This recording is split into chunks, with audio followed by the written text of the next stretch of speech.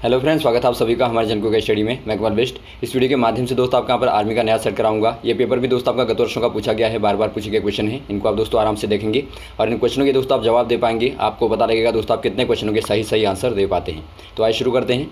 और देखिए दोस्तों, शुरू करने के बाद थोड़ी सी एक हमेशा की तरह दरख्वास्त करना चाहेंगे, यदि आपने हमारे चैनल को सब्सक्राइब नहीं किया दोस्तों अभी तक, तो प्लीज़ हमारे चैनल को सब्सक्राइब कीजिए और बेल आइकन को प्रेस करना ना भूलिएगा दोस्तों, ताकि हमारी वीडियोज़ के नोटिफिकेशन आपको प्रथम प्राप्त हो सके। तो आइए शुरू करते हैं। पहला क्वेश्चन देखता है दोस्तों, आपको कमरे के ताप पर सभी धातुएं ठोस अवस्था में रहती हैं लेकिन द्रव अवस्था में डैश रहता है। दोस्तों यहाँ पर देखिए, सभी धातु आपको पता होगा दोस्तों, धातुएं जो आपकी होती हैं दोस्तों, जो आपके मेटल होते हैं वो सभी लगभग ठोस अवस्था में पाए जाते हैं, एक वस्तु को छोड़कर। वो क्या है आपको बताना है। सोना होगा, पारा होगा, रजत होगा, लोहा होगा। वो दोस्तों यहाँ पर हो जाएगा पारा। पारा दोस्तों इंग्लिश में मरकुरी भी कहा जाता है, कभी कभी आपका मरकरी लिख के भी दोस्तों आ जाता है, तो आप ध्यान देंगे, मरकरी भी आप याद रखेंगे।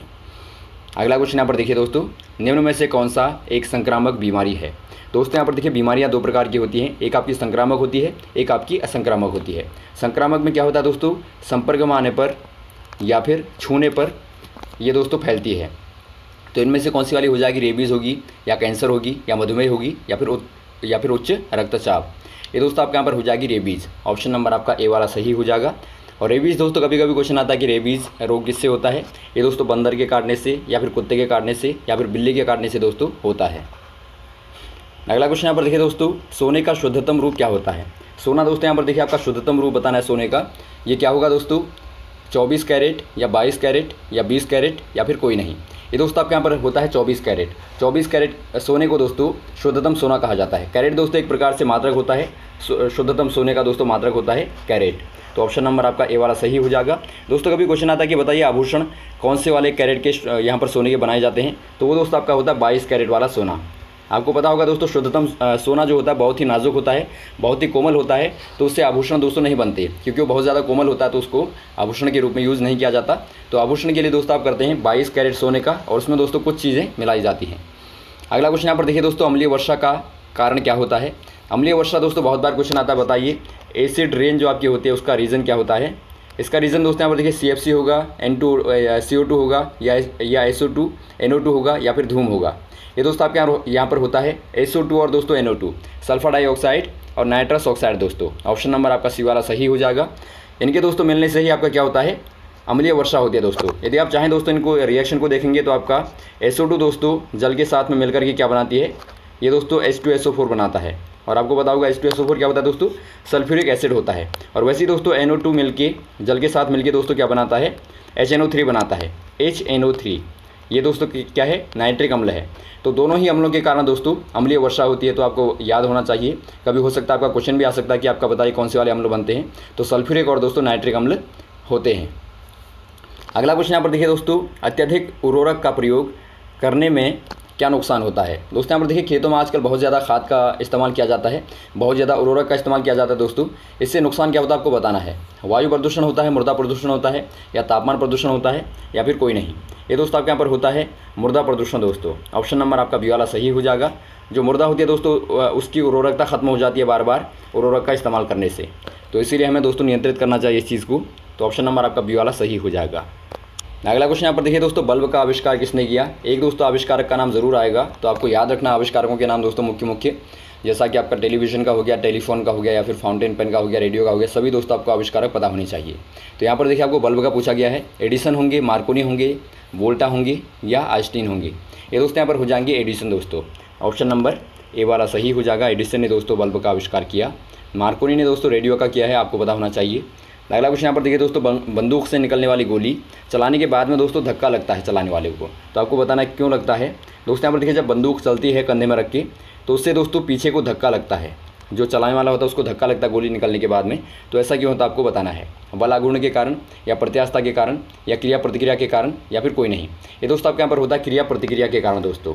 आपको पता होगा दोस्तों, न्यूटन की गति का तृतीय नियम आपको पता होगा, उसी के आधार पर दोस्तों ये कारण होता है। हो सकता है आपका क्वेश्चन दोस्तों कभी यहाँ पर ऑप्शन में आपको दिया हो न्यूटन की गति का तृतीय नियम, तो वहाँ पर आप टिक करेंगे, क्योंकि आपका क्रिया प्रतिक्रिया का नियम दोस्तों न्यूटन की गति का तृतीय नियम कहलाता है। इसमें होता क्या दोस्तों, यहाँ पर देखिए आपने पृथ्वी पर चलने का भी जो रीज़न देखा होगा, या फिर नाव से कूदते हैं जब आप, नाव पीछे को जाती है, तो ये सारे रीज़न दोस्तों क्रिया प्रतिक्रिया के नियम होते हैं। और रॉकेट का ऊपर को उड़ना भी दोस्तों आपका वही होता है। अगला क्वेश्चन यहाँ पर देखिए दोस्तों, वर्षा की माप किसके द्वारा की जाती है। दोस्तों यहाँ पर देखिए जो वर्षा होती है, रेन होती है दोस्तों, उसका मेजरमेंट काहे में किया जाता है आपको बताना है। बहुत अच्छा क्वेश्चन है। रेन गेज में किया जाता है, दाबमापी में किया जाता है, या स्क्रू गेज में किया जाता है, या फिर कोई नहीं। इसका मापन दोस्तों रेन गेज में किया जाता है। इसे आप दोस्तों वर्षा मापी भी कहते हैं। हिंदी में आपका दोस्तों वर्षा मापी आएगा, और ये आपका दोस्तों इंग्लिश में ज़्यादातर दोस्तों आपका रेन गेज ही लिख के आता है, तो आप याद रखेंगे रेन गेज दोस्तों। इसमें होता क्या है दोस्तों, यहाँ पर देखिए इसमें एक प्रकार का सिलेंड्रिकल दोस्तों एक बर्तन लिया जाता है, पात्र लिया जाता है, और उसको दोस्तों वर्षा में छोड़ दिया जाता है। तो इसमें जितना भी दोस्तों पानी जाएगा, इस प्रकार का कुछ बना रहता है ये बेलनाकार, तो इसमें जितना पानी जाएगा दोस्तों उस मात्रा को मापा जाता है। अब कभी क्वेश्चन हो सकता है दोस्तों आपका पूछा जाए कि किस मात्रक में मापा जाता है, तो ये दोस्तों आपका सेंटीमीटर में या फिर इंच में देखा जाता है। आपने देखा होगा कि वर्षा की मात्रा को बता दें कि हमारे यहाँ पर इतनी वर्षा हुई, इतनी सेंटीमीटर वर्षा हुई, या फिर इतनी इंच वर्षा हुई, तो उसे दोस्तों आप यहाँ पर इस प्रकार से मापते हैं। अगला क्वेश्चन यहाँ पर देखिए दोस्तों, खिलाफत आंदोलन के मुख्य नेता या फिर आप कहें गुट कौन थे। खिलाफत आंदोलन दोस्तों एक प्रकार का विरोधी आंदोलन था, जो एक मुसलमान आंदोलन था दोस्तों। तो यहाँ पर देखिए इनमें कौन हो जाएंगे, अली बंधु होंगे, या हिंद फौज होगी, या जवाहर दल होगा, या कोई नहीं। ये दोस्तों यहाँ पर हो जाएंगे अली बंधु दोस्तों। ऑप्शन नंबर आपका ए वाला सही हो जाएगा। अगला क्वेश्चन यहाँ पर देखिए दोस्तों, काला महाद्वीप किसे कहा जाता है। बहुत ही अच्छा क्वेश्चन है दोस्तों, बार बार आता है। काला महाद्वीप एशिया को, अंटार्कटिका को, ऑस्ट्रेलिया को, अफ्रीका को। दोस्तों यहाँ पर देखिए ये आपका अफ्रीका को कहा जाता है, क्योंकि दोस्तों यहाँ पर देखिए पुराने समय में बताया जाता है कि जब अफ्रीका को बाहर से देखा जाता था तो ये दोस्तों पूरा काला दिखाई देता था, अंदर पूरा काला दिखाई देता था। क्यों? क्योंकि यहाँ पर बहुत ज़्यादा क्या था, रेगिस्तान था, रेत थी दोस्तों। तो इसीलिए दोस्तों इसे काला महाद्वीप नाम दे दिया गया था। तो तब से दोस्तों इसे काला महाद्वीप कहा जाता है। और रेत आपको पता होगा दोस्तों, यहाँ पर देखिए सबसे बड़ा विश्व का मरुस्थल है, आपको पता होगा, जिसका नाम है दोस्तों सहारा का मरुस्थल। तो आपको ये भी पता होना चाहिए, सहारा मरुस्थल दोस्तों आपका अफ्रीका में है, जो सबसे बड़ा मरुस्थल होता है। अगला क्वेश्चन यहाँ पर देखिए दोस्तों, यूके की मुद्रा क्या है। आपको बताना है दोस्तों यूनाइटेड किंगडम की मुद्रा क्या होगी। दोस्तों यहाँ पर देखिए मुद्रा आपका ज़रूर आता है दोस्तों, आप मुख्य देशों की करेंसीज याद करेंगे ज़रूर दोस्तों। एक क्वेश्चन आपका मुद्रा का आता है, तो ये दोस्तों आपका पाउंड स्टर्लिंग होगा, या फिर रूबल होगा, या दीनार होगा, या टका होगा। ये दोस्तों आपके यहाँ पर हो जाएगा पाउंड स्टर्लिंग दोस्तों। ऑप्शन नंबर ए वाला सही हो जाएगा। अगला क्वेश्चन यहाँ पर देखिए दोस्तों, संस्कृत व्याकरण का जनक कौन है। आपको बताना है दोस्तों संस्कृत भाषा के व्याकरण का जनक कौन है। वेद व्यास होंगे, वाल्मीकि होंगे, पाणिनि होंगे, या फिर कालिदास होंगे। ये दोस्तों यहाँ पर हो जाएंगे पाणिनि दोस्तों। पाणिनि का दोस्तों अष्टाध्यायी आपको याद होना चाहिए, अष्टाध्यायी। ये दोस्तों यहाँ पर देखिए मुख्य है, जिसके कारण दोस्तों हम भाषा को पढ़ पाते हैं या फिर समझ पाते हैं, क्योंकि दोस्तों सर्वप्रथम जो संस्कृत थी उसका अनुवाद, उसका व्याकरण दोस्तों पाणिनि ने ही दिया था। तो ऑप्शन नंबर आपका सी वाला सही हो जाएगा। और वेद व्यास ने दोस्तों महाभारत लिखी थी, वाल्मीकि ने रामायण लिखी थी, और कालिदास के दोस्तों बहुत सारे नाटक हैं, जिनमें आपका शाकुंतलम है, या फिर मेघदूत है, या फिर कुमार संभव है, या फिर रघुवंशम है। तो ये सारी किताबें दोस्तों मुख्य इनकी कालिदास की हैं दोस्तों। अगला क्वेश्चन यहाँ पर देखिए, आधुनिक कला अकादमी कहाँ स्थित है। आधुनिक कला अकादमी दोस्तों जो आपकी कला के क्षेत्र में संबंधित है, वो कहाँ पर स्थित है आपको बताना है। महाराष्ट्र में, या कोलकाता में, या दिल्ली में, या लखनऊ में। ये दोस्तों स्थित है दिल्ली में। ऑप्शन नंबर आपका सी वाला सही हो जाएगा, दिल्ली। अगला क्वेश्चन यहाँ पर देखिए दोस्तों, मीनाक्षी मंदिर कहाँ पर स्थित है। मीनाक्षी मंदिर दोस्तों बहुत ही फेमस, ये क्वेश्चन आपका बार बार आता है। ये जयपुर में होगा, श्रीनगर में होगा, लखनऊ में होगा, तमिलनाडु में होगा।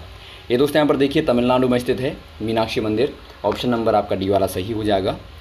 अगला क्वेश्चन यहाँ पर देखिए दोस्तों, आर्यों का मुख्य व्यवसाय क्या था। दोस्तों यहाँ पर देखिए पुराने समय में जो आपका सिंधु घाटी सभ्यता थी दोस्तों, तब यहाँ पर आर्य रहते थे बताया जाता है, और उन्हीं की दोस्तों हमें वंशज बताया जाता है। तो यहाँ पर देखिए दोस्तों आर्यों का जो मुख्य व्यवसाय था वो क्या था। कपड़ा था, खेती था, दुग्ध उत्पादन था, पशुपालन था। ये दोस्तों यहाँ पर देखिए मुख्यतः था खेती दोस्तों। ऑप्शन नंबर आपका बी वाला सही हो जाएगा। कृषि कार्य दोस्तों सर्वप्रथम करते थे, उसके बाद में दोस्तों पशुपालन शुरू हुआ, उसके बाद में आपका दुग्ध उत्पादन शुरू होगा। अगला क्वेश्चन यहाँ पर देखिए दोस्तों, हज़ारों झीलों की भूमि किसे कहा जाता है। हज़ारों झीलों की भूमि दोस्तों जहाँ पर बहुत सारी झीलें हैं, वो आपको दोस्तों यहाँ पर देखिए कौन सी वाली भूमि है आपको बताना है। फिनलैंड को कहा जाता है, थाईलैंड को कहा जाता है, अफ्रीका को कहा जाता है, या फिर कोई नहीं। ये दोस्तों यहाँ पर देखिए फिनलैंड को कहा जाता है। ऑप्शन नंबर ए वाला सही हो जाएगा, हज़ारों झीलों की भूमि दोस्तों। अगला क्वेश्चन यहाँ पर देखिए दोस्तों, घरेलू मक्खियों के द्वारा फैलने वाला रोग कौन सा है। घरेलू मक्खियाँ जो होती हैं उनके द्वारा दोस्तों कौन सी वाली डिजीज़ फैलती है आपको बताना है। तपेदिक होगा, चेचक होगा, हैजा होगा, कैंसर होगा। ये दोस्तों यहाँ पर देखिए हैजा होता है जो इनके कारण फैलता है। ऑप्शन नंबर आपका सी वाला सही हो जाएगा। अगला क्वेश्चन यहाँ पर देखिए दोस्तों, राजा राम मोहन राय का संबंध इनमें से किसमें नहीं है। राजा राम मोहन राय का संबंध दोस्तों आपको बताना इनमें से किससे नहीं है। ये सती प्रथा, यहाँ पर देखिए दोस्तों आपका सती प्रथा होगा, मिसप्रिंट है। सती प्रथा, या फिर बाल विवाह, या फिर ब्रह्म समाज, या फिर संस्कृत। यहाँ पर देखिए दोस्तों आपका ऑप्शन नंबर डी वाला सही हो जाएगा। संस्कृत से दोस्तों इनका संबंध नहीं है। इनमें मुख्यतः दोस्तों आपका देखिए ब्रह्म समाज की इन्होंने स्थापना की थी, और उसका उद्देश्य क्या था दोस्तों, जो बाल विवाह है, या फिर आपका सती प्रथा है, या फिर जो भी कुरीतियाँ हैं समाज में, उनको दूर करना। तो यहाँ पर देखिए तीनों आपस में संबंधित हैं, तो तीसरा और चौथा वाला दोस्तों अलग हो जाएगा। तो ये रहे दोस्तों आपके महत्वपूर्ण क्वेश्चन जो आपने यहाँ पर देखी। उम्मीद आपको अच्छे लगे होंगे दोस्तों और समझ में आए होंगे। और यदि दोस्तों आपको वीडियो पसंद आया हो, अच्छा लगा हो, तो आप ज़रूर शेयर करें दोस्तों, सब्सक्राइब करें चैनल को, ताकि दोस्तों हम लगातार आपको इस प्रकार से वीडियोज़ देते रहें और साथ ही साथ हमें भी दोस्तों प्रोत्साहन मिलता रहे। ओके, थैंक्स फॉर वॉचिंग दोस्तों। अब हम मिलते हैं आपको अगली वीडियोज़ में नए क्वेश्चन के साथ में। जय हिंद, जय भारत।